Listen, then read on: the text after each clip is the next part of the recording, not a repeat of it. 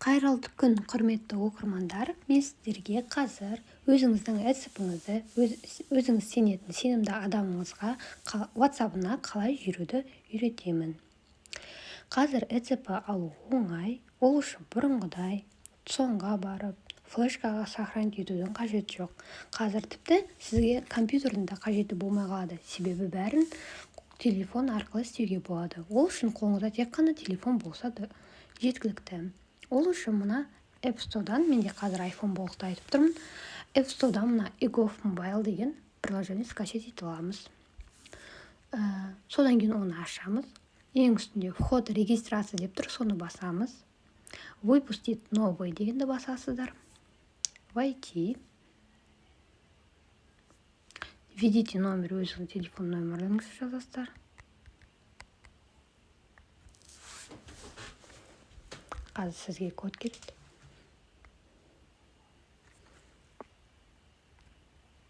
Енді видео түсесіздер.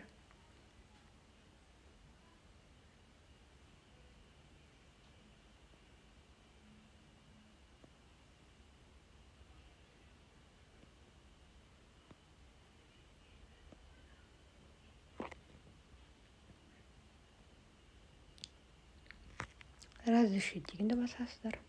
Кейде бұл сізден удостоверениеңіздің суретін сұрайды. Егер сұраған жағдайда оны суретке түсіріп жібересіздер.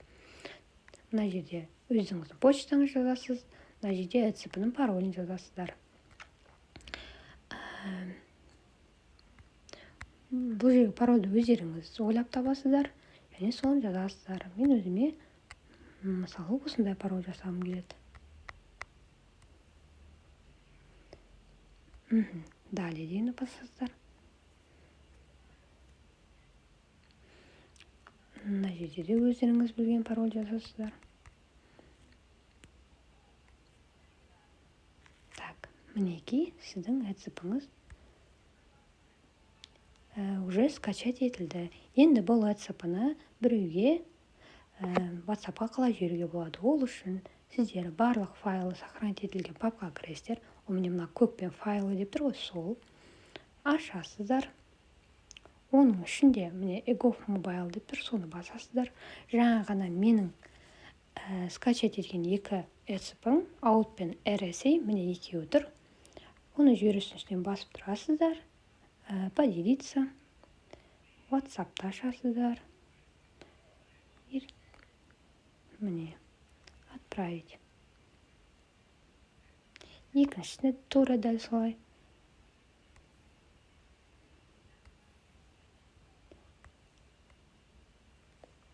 Отправить. Қазір тексеріп көрейік.